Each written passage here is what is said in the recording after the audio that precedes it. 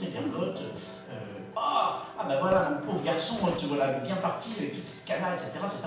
Et il dit, n'est pas beaucoup de Norpois. Évidemment, que voulez-vous, mais vraiment, tu n'étais pas déjà très équilibré, où vas-tu maintenant, etc. Et puis, à un moment donné, et il dit, et comme le chien qui, sans savoir, se jette sur l'herbe qui va guérir le poison qui vient de le prendre, je dis la seule chose qui allait me sauver, je dis, il a dit au soin qu'il m'avait trouvé très intelligent. Et là, on voit les parents tout d'un coup dire, ah, il a dit ça. C'est un bon écrivain, il faut le reconnaître. Et les deux, comme ça. Et à adapter, vous imaginez, c'est facile comme tout, parce qu'on a l'impression d'être dans du Audiard. Moi, ça me fait penser à une chose aussi, à un moment donné. Il ne faut pas confondre l'humour. Les Français ont tendance à confondre l'humour et l'esprit. Certaines personnes qui disent que les Français n'ont pas d'humour, ils ont surtout de l'esprit, comme Sacha Guitry. Et chez Proust, il y a à la fois une force comique, l'humour, et énormément d'esprit dans certaines répliques. Et je pense à une certaine réplique, à un moment donné, où la Verdurin demande à Charlus est-ce qu'il n'aurait pas une comtesse marquise désargentée pour lui tenir lieu de concierge dans son immeuble. Et lui, au lieu de prendre l'air offensé et de montrer qu'il est vexé de répondre d'un air pincé, il fait l'effort de réfléchir. Il dit, ah ben oui, effectivement, je pourrais vous en citer, je cite de mémoire, je pourrais vous en citer une demi-douzaine. J'ai simplement peur que si vous recevez des personnes un peu élégantes, elles ne montent pas jusqu'au deuxième étage et elles restent goûter la conversation dans la loge. Réplique extraordinaire. Il y a une rancerie chez Proust aussi. Et d'ailleurs, quand il fait parler les personnages, c'est terrible parce qu'il leur tire dessus à boulet rouge. Les personnages se ridiculisent par leur manière de parler avec une rancerie extraordinaire. Les types sociaux représentés doivent s'avachir sur place quand ils lisent leurs représentants qui est en train de parler. Enfin, les ambassadeurs, les professeurs d'université, etc. Les médecins, c'est abominable. Alors les médecins, les patrons de médecine aiment beaucoup une phrase où le narrateur dit cet imbécile était un grand clinicien. Ils aiment cette phrase, ils ne sont pas capables de faire un retour sur eux-mêmes. Donc ils pensent à leurs confrères. C'est envoyé. D'où le génie de Molière dans l'avare, parce que tout le monde trouvait qu'évidemment, tout le monde rit à l'avare, parce que tout le monde pense à son voisin et jamais à soi-même. Est-ce que quelqu'un, parce que je crois que nous arrivons, non, on ne va pas continuer. Est-ce que quelqu'un voudrait prendre la parole, peut-être, vaincre sa timidité naturelle et nous dire son Proust, peut-être, ou poser une question à l'un des invités. Oui. Oui, c'est une question pour Stéphane Le, qui a eu la gentillesse de mentionner ma présence. Donc, en tant que confrère, je voudrais lui poser une question par rapport à ce qu'il a dit sur cette séquence qu'il déteste, qu'il a lui-même dessinée sur la séquence de la Madeleine. Qu'est-ce qui vous empêche de la redessiner? Hergé a fait ça tout le temps, c'est-à-dire de reprendre des pages pour les redessiner et faire des albums complets. Je pense que Guy Delcourt, votre éditeur, ne s'y opposerait pas forcément. Oui, il n'est pas opposé d'ailleurs au fait que je la refasse entièrement. Ce que j'ai demandé, c'est si je peux la refaire entièrement. Parce que il s'est passé avec quelque chose que je n'ai pas aimé, si vous voulez, mais c'est bien comme ça, de toute façon ça sera à refaire pour les faire comme ça, c'est que lorsque j'ai commencé quand j'ai proposé ce projet à Guy Delcourt, il m'a dit que j'y arriverais pas dans les temps. Et donc il m'a dit, je vais vous fournir une coloriste, Véronique Doré. C'est elle qui a fait les couleurs. Et c'est ce qui s'est passé, Véronique Doré. Mais Véronique Doré, je ne sais pas pourquoi, d'abord elle n'a pas écouté toutes mes instructions, pareil, donc il y a des choses qui ne me plaisent pas. Et puis surtout, les couleurs sont plus ternes que j'aurais voulu qu'elles soient. Et c'est ce qui faisait que j'avais peur que lorsque c'est sorti, moi je ne faisais pas ça pour le grand public. Je faisais ça pour les Proustiens, pour leur montrer, par exemple, les militaires, d'ailleurs chez les Pantaloni, pour leur montrer. Vraiment, je faisais un truc plutôt comme si c'était de la documentation. Pour ça, j'étais content pour faire le glossaire à la fin de chez Swann, pour donner des indications. Bon. Et lorsque ça a marché, je me suis dit, zut, si je fais le tome 2, Le tome 2, c'est Un amour de Swann, hein, enfin, c'est la suite directe du Congrès, c'est Un amour de Swann. Or, ça se passe essentiellement la nuit. Et ça, la bande dessinée le révèle, et ça, je me suis aperçu tout simplement que j'utilisais plein d'encre bleue.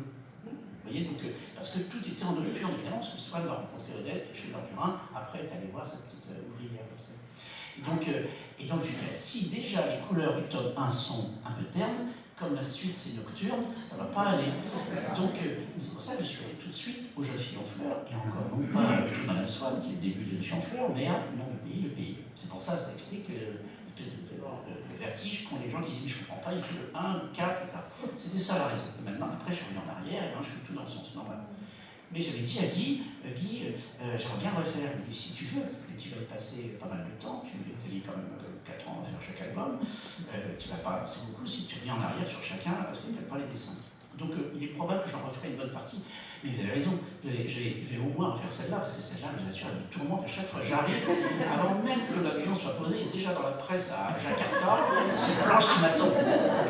Celle-là, oui, je la refais volontiers. Si c'est une telle torture, on voit bien que c'est facile même de changer une page, 2 pages, oui, pour la prochaine édition en tout cas. Oui, tout à fait. C'est même assez. Est-ce qu'on se plaint, on dit maintenant les originaux, etc., le numérique, ça a tué la magie, c'est vrai.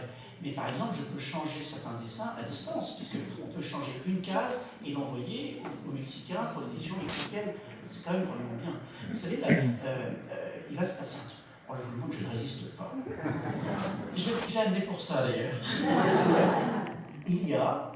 Sur Internet, il y a moyen, c'est par hasard que je suis là-dessus, de découvrir l'édition pirate iranienne. Ça, c'est la loi.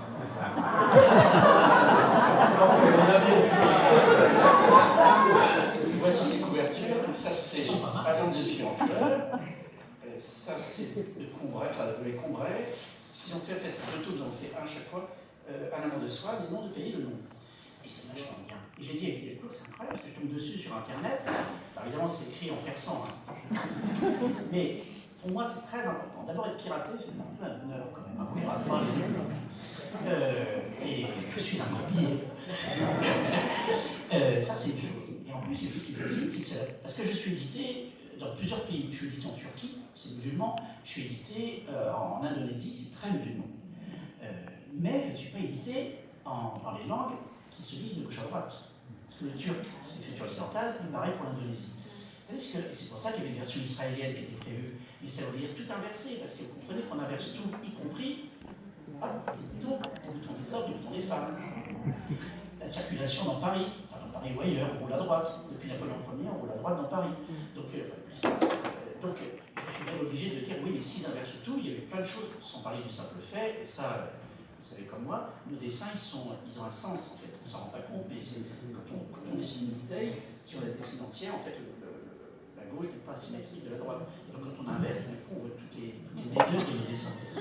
Et donc, ce qui me fascine, c'est de voir ma bande dessinée à l'envers. Qu'est-ce qu'ils ont fait? Et surtout, ce qui a fait que l'édition syrio-israélienne, puisqu'elle était l'édition iranienne, ne s'est pas faite non plus, parce que Delcourt avait reçu comme réponse La Recherche temps perdu n'est manifestement pas compatible avec le Coran. Et moi, je suis très, très curieux de voir qu'est-ce qu'ils ont fait avec la scène où Swann a le nez entre les seins d'Odette.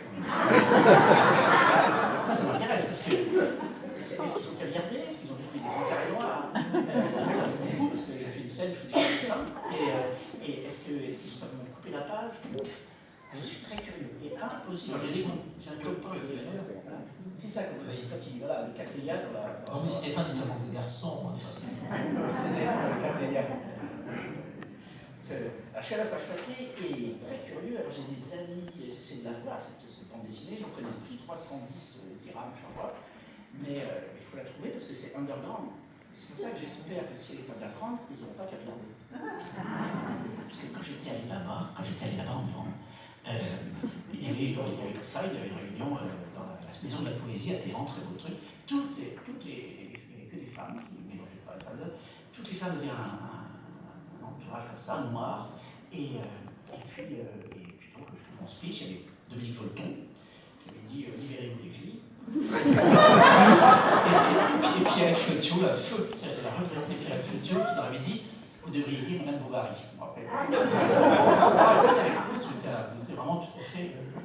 Eldorado compatible. C'est un nouveau concept. Oui.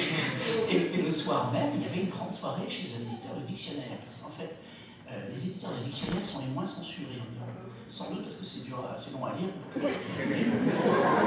Et donc on arrive avec les gars dans la salle, puis les invités du salon du livre.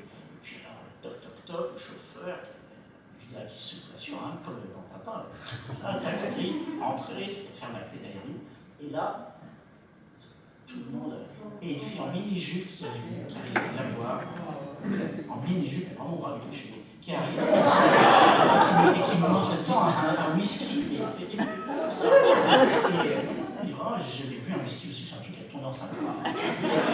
Alors, maquillé comme une voiture volée. La conversation devient pas convenable. Et bon, le fait me reconnaissait. La conversation ne devient pas convenable. On se déboutonne. Oui. J'ai à la fois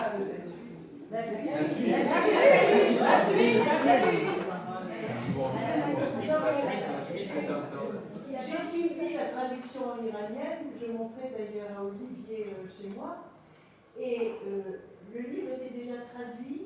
Il a fallu 2 ans pour que la traductrice aille négocier chaque mot de vocabulaire avec un individu qui était un censeur, mais qui avait le nom de, je ne sais pas, grand maître du paradis, comme ça.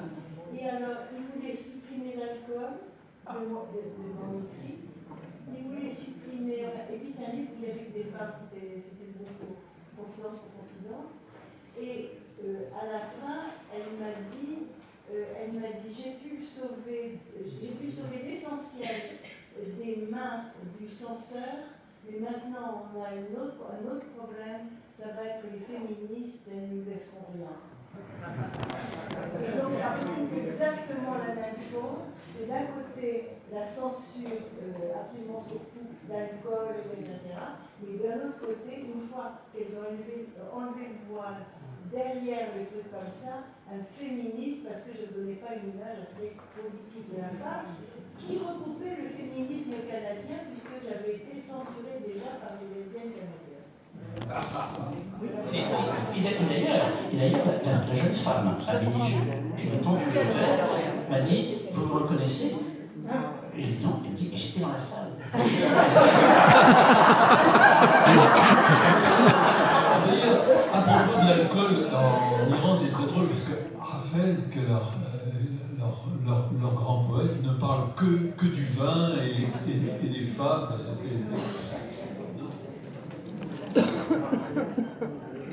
Bon, et bien, je pense qu'on peut. Ah, madame.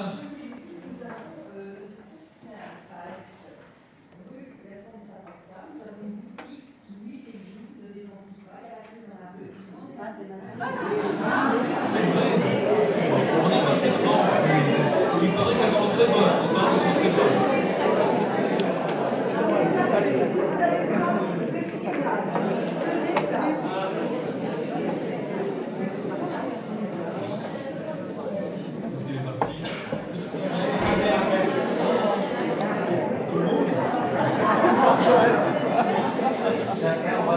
Est-ce que quelqu'un veut dire quelque chose ou est-ce qu'on reste...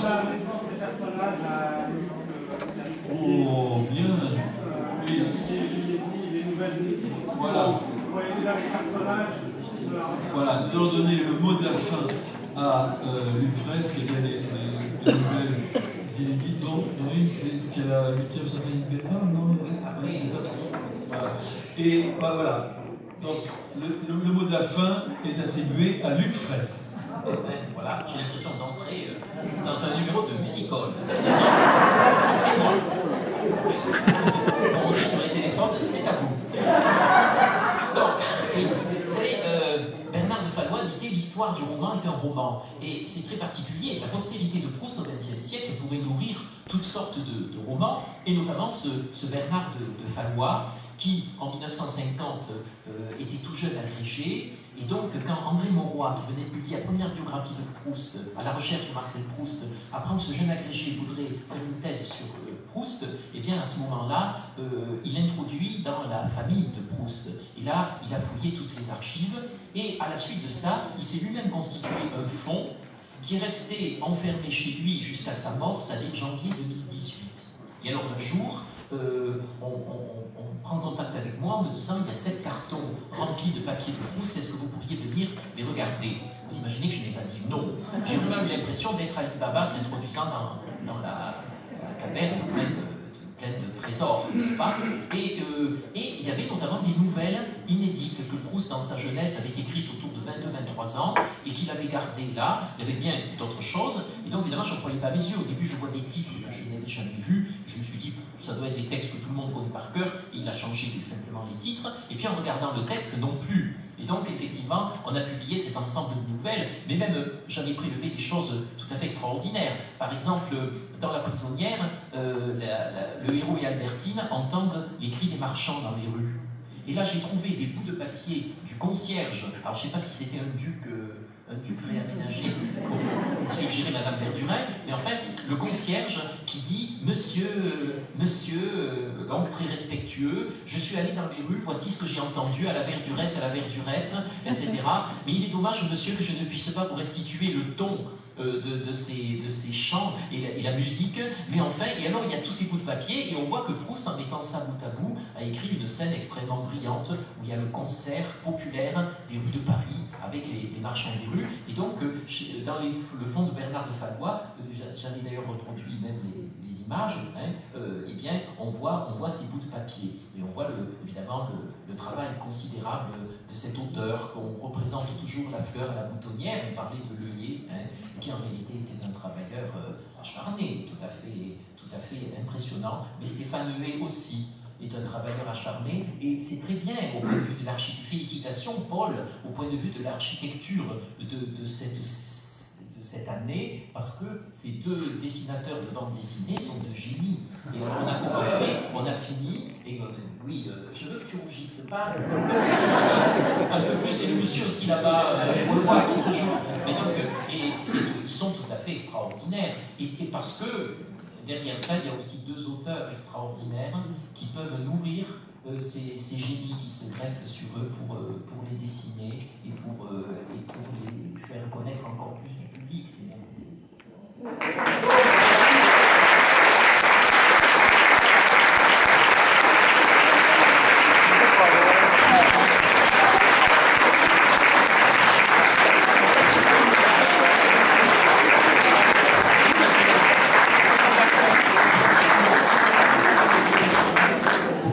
Mesdames et messieurs, bon appétit, bon déjeuner. On se retrouve à 14h15 pour Karine Thuil, ou alors à la Méjane pour un très beau concert, ou un très beau débat avec